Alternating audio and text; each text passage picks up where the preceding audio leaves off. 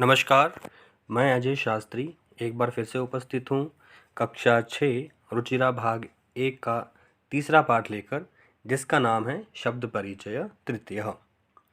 बच्चों, last video में हमने दूसरा पाठ शब्द परिचय द्वितीय पढ़ा था, जिसमें हमने स्त्रीलिंग शब्दों के विषय में जाना था। अब उसी क्रम में आगे बढ़ते हुए आज हम तीसरा पाठ पढ़ेंगे, जिसमें हम नपुंसक लिंग शब्दों के विषय में जानेंगे। तो आइए बच्चों, शुरू करते हैं चैप्टर 3 शब्द परिचय तृतीय। एतत् किम, यह क्या है। एतत् खनित्रम अस्ति, यह कुदाली है।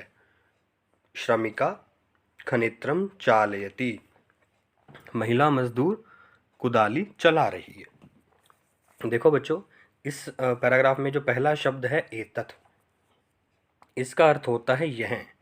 जब कोई नपुंसकलिंग वस्तु या स्थान हमारे नज़दीक हो, हमारे समीप हो, उसके लिए हम एतत् शब्द का प्रयोग करते हैं। इसलिए यहाँ पर लिखा हुआ है यह क्या है। अब आगे बढ़ते हैं। तत् किम, वह क्या है। तत् विश्राम गृहम अस्ति, वह विश्राम घर है। किम अत्र भित्तिकम अस्ति, क्या यहाँ दीवार है। अत्र भित्तिकम न अस्ति, यहाँ दीवार नहीं है। तो देखो बच्चों, इस पैराग्राफ में यहाँ पर पहला शब्द है तत्। तत् का अर्थ होता है वह, यानी कि जो नपुंसकलिंग वस्तु या स्थान हमसे दूर हो, उसके लिए हम तत् शब्द का प्रयोग करते हैं। एतत् नज़दीक की वस्तु या स्थान के लिए, और तत् का प्रयोग दूर के स्थान या वस्तु के लिए। दोनों का प्रयोग होता है एक वचन में ही। अब आगे बढ़ते हैं। एते के, ये दो क्या हैं। एते अंगुलीयके स्तः, ये दो अंगूठियां हैं। स्वर्णकारः अंगुलीयके रचयति, जो सुनार है वो दो अंगूठियां बना रहा है। देखो बच्चों, इस चित्र में आपको नज़र आ रहा है एक व्यक्ति जो स्वर्णकार है, उसके हाथ में दो अंगूठियां हैं। दोनों की वो परख कर रहा है या दोनों को वो बना रहा है। इसलिए यहाँ पर अंगूठी को संस्कृत में अंगुलीयकम कहते हैं, परंतु यहाँ पर द्विवचन रूप है, इसलिए लिखा गया है अंगुलीयके। आगे बढ़ते हैं। ते के, वे दो क्या हैं। ते बसयाने स्तः, वे दो बसें हैं। ते बसयाने कुत्र गच्छतः, वे दोनों बसें कहाँ जा रही हैं। ते रेल स्थानकम गच्छतः, वे दोनों रेलवे स्टेशन की ओर जा रही हैं। तो बच्चों, जो अंतर एतत् और तत् में था, वही अंतर एते और ते में है। एते का प्रयोग करते हैं नज़दीक की वस्तु या स्थान के लिए द्विवचन रूप में, और ते का प्रयोग करते हैं दूर की वस्तु या स्थान के लिए। अब आगे बढ़ते हैं। एतानी कानी, ये सब क्या है।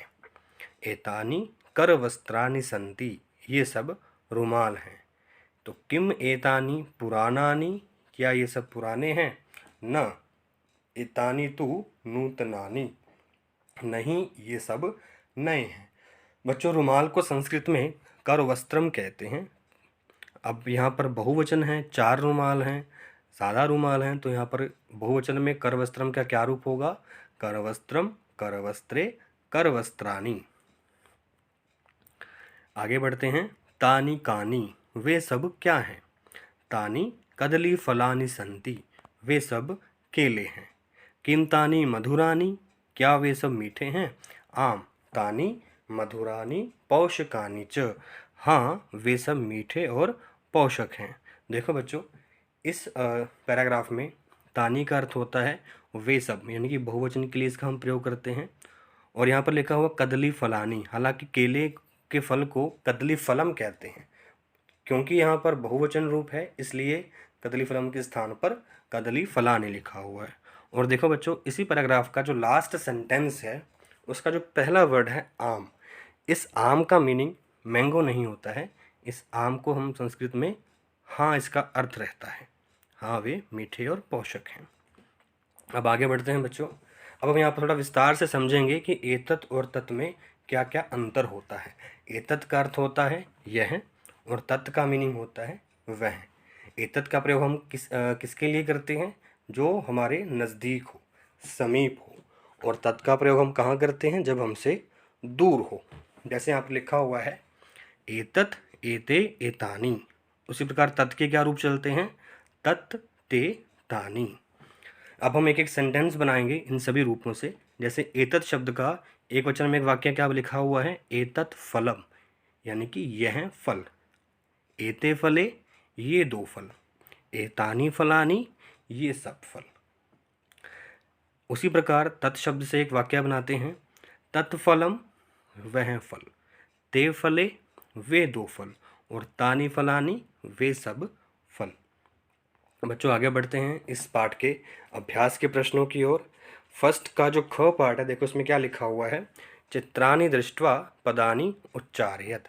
अब हमने चित्रों को देख करके पदों को उच्चारण करना है, यानी कि जो आपको चित्र नज़र आ रहा है उसको संस्कृत में क्या कहते हैं, हमने उसका उच्चारण करना है। फर्स्ट क्या है? पत्ता। तो पत्ते को संस्कृत में कहते हैं पर्णम। आगे आपको एक खिलौना नज़र आ रहा है, तो खिलौने को संस्कृत में कहते हैं क्रीडनकम। नेक्स्ट है नारियल, नारिकेलम। कंप्यूटर, संगणकम। खिड़की को कहते हैं वातायनम। सीढ़ियाँ यानी कि स्टेयर्स को हम कहते हैं सोपानम। बगीचे को उद्यानम कहते हैं। चश्मे को उपनेत्रम कहते हैं। और कंघे को कहते हैं कंकतम। आगे बढ़ते हैं क्वेश्चन नंबर 2 की ओर। तो वर्ण संयोजनम कृत्वा पदम कोष्ठके लिखत। अब देखो बच्चों, ये जो वर्ण संयोजन वाला प्रश्न है ये हमने लास्ट 2 चैप्टर में भी किया है। वर्ण संयोजन का मीनिंग होता है वर्णों को मिलाना, और उनको मिलाने से जो शब्द बनता है हमने वो कोष्ठक में लिखना है। जैसे यहाँ पर दिया हुआ है हलंत प प्लस अ, ये पूरा प बन जाएगा। हलंत र है प्लस हलंत न है। अब जो ये जो हलंत र है ये ऊपर चला जाएगा, और हलंत न में जब अ मिला देंगे तो वो पूरा न बन जाएगा। और आगे जो लास्ट में हलंत म है वो ऐसे ही रहेगा। और जब हम सबको मिलाएंगे वर्णों को तो क्या शब्द बनेगा? पर्णम। अब आगे बढ़ते हैं इसी के नेक्स्ट जो वर्ण संयोजन का जो शब्द है, हलंत ख प्लस अ, ये पूरा ख हो जाएगा। हलंत न प्लस ई, नी कहलाएगा। हलंत त और र। और देखो बच्चों यहाँ पर 2 शब्द 2 वर्ण हलंत है, हलंत त भी और र भी हलंत है। और जब इन दोनों में हम अ मिला देंगे तो ये त्र बन जाएगा। और लास्ट में हलंत म दिया गया है, ये ऐसे ही रहेगा। इस प्रकार जब हम सारे वर्णों को मिलाएंगे तो क्या शब्द बनेगा? खनित्रम। इसी प्रकार से जो बाकी के शब्द हैं पुराणानि, पोषकानि और कंकतम, इसको भी आप ऐसे ही सॉल्व करेंगे। अब आगे बढ़ते हैं 2 के ही ख की ओर। अधोलिखितानाम पदानाम वर्ण विच्छेदम कुरुत। अब जो नीचे लिखे हुए आपको शब्द दिए गए हैं हमने उनका वर्ण विच्छेद करना है। और वर्ण विच्छेद क्या होता है? आप एक शब्द दिया जाएगा, हमने सारे शब्द उस शब्द में जितने भी वर्ण हैं उन सबको अलग अलग करना है। फॉर एग्जाम्पल यहाँ पर लिखा हुआ है व्यजनम, तो देखो व्यजनम में पहले से ही आधा व है तो ये हलंत रहेगा। आगे जो य है इसमें हलंत य प्लस अ, तो ये पूरा य हो जाएगा। नेक्स्ट ज है तो हलंत ज प्लस अ।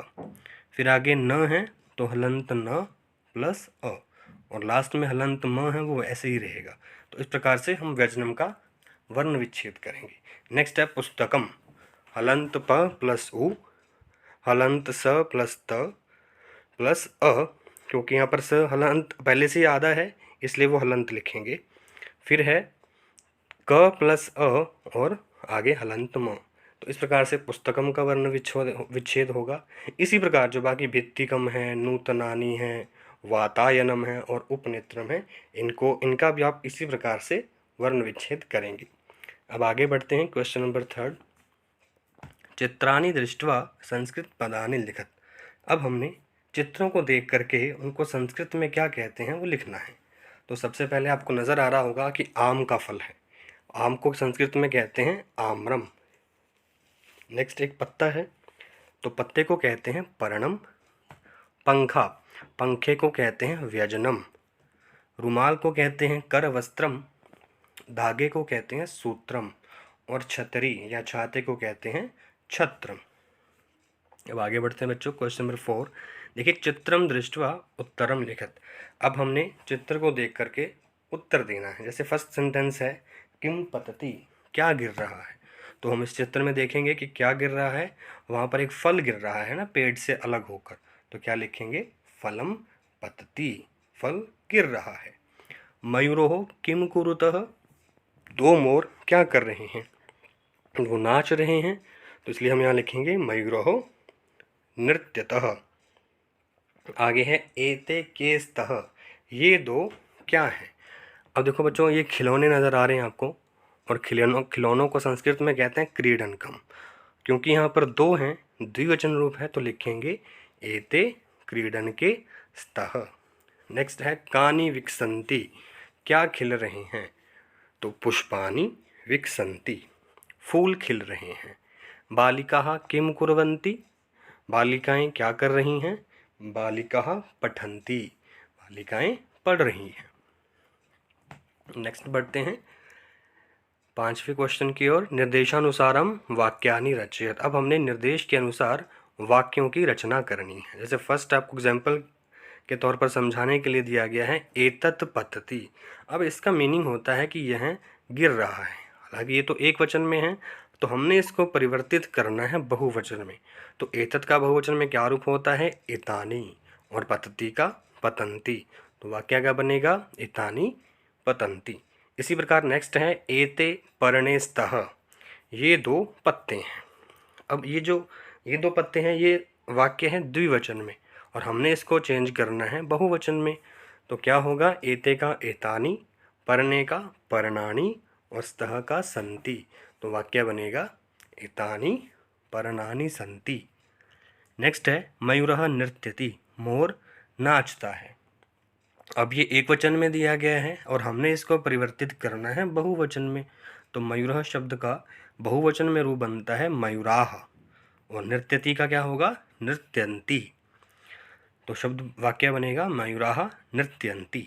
नेक्स्ट है एतानि यानानि, ये सब वाहन, तो ये बहुवचन वाक्य है और हमने इसको बदलना है द्विवचन में, तो एतानि का होगा एते, और यानानि का याने, तो वाक्य बनेगा एते याने।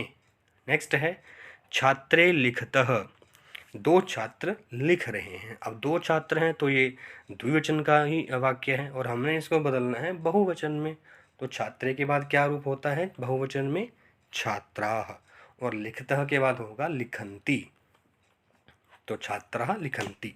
आगे बढ़ते हैं नारिकेलम पतति, नारियल गिरता है या नारियल गिर रहा है। अब एक नारियल है और एक वचन ये वाक्य है और हमने इसको परिवर्तित करना है द्विवचन में, तो दो नारियल के लिए क्या लिखेंगे, नारिकेले, और पतिति के लिए पततः। तो इस प्रकार से बच्चों ये क्वेश्चन नंबर 5 कंप्लीट हुआ। नेक्स्ट बढ़ते हैं उचित पदानि संयोज्य वाक्यानि रचयत। अब हमने उचित जो पद हैं, शब्द हैं, उनको मिला करके वाक्यों की रचना करनी है। तो पहले हम सारे शब्दों का अर्थ समझेंगे। कोकिले का मीनिंग होता है दो कोयल, क्योंकि ये द्विवचन रूप है। पवनः माने हवा, पुष्पम फूल, खगः पक्षी, मयूरः मोर अनेक, बहुवचन रूप है ये। सिंहः यानी कि शेर, ये भी बहुवचन रूप है। और नेक्स्ट जो क्रियाएं दी गई हैं, पहला है विकसति माने खिलते हैं, नृत्यन्ति नाच रहे हैं, उत्पतति उड़ रहा है, वहती बह रही है, गर्जन्ति गरज रहे हैं, और कूजतः कूक रहे हैं। अब देखो बच्चों, अब जब हम कर्ता और क्रिया को मिलाएंगे तो क्या वाक्य बनेगा। फर्स्ट है कोकिले कूजतः, दो कोयलें कूक रही हैं। पवनः वहती, हवा बह रही है। पुष्पम विकसति, फूल खिल रहा है। खगः उत्पतति, पक्षी उड़ रहा है। मयूरः नृत्यन्ति, मोर नाच रहे हैं। और सिंहः गर्जन्ति, शेर गरज रहे हैं। तो बच्चों इस प्रकार से हमने आज तृतीय जो अध्याय था, तीसरा जो पाठ था शब्द परिचय तृतीय, जिसमें हमने नपुंसकलिंग शब्दों के विषय में जाना। इस पाठ को लेकर के अगर आपका कोई भी प्रश्न है, कोई डाउट हो, तो बच्चों आप कमेंट बॉक्स में लिख करके मुझसे पूछ सकते हैं। धन्यवाद।